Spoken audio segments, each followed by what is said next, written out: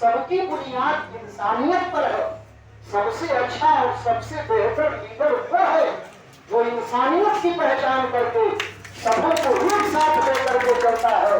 और इसी के तर्जुमानी अलहाज मतीउर रहमान साहब ने किया है कि आज सभी पार्टी के लोग यहाँ मौजूद आपको नजर आ रहे हैं।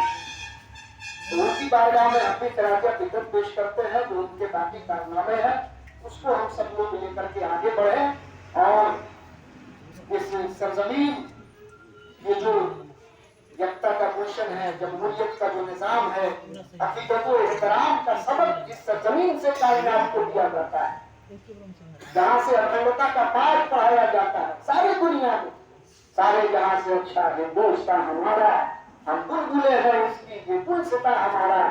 तो ये जो खूबसूरत चमन है और कहा है अल्लामा इकबाल ने कि मजहब नहीं सिखाता आपस में भेद रखना, हिंदी है हम वतन है हिंदुस्तान हमारा।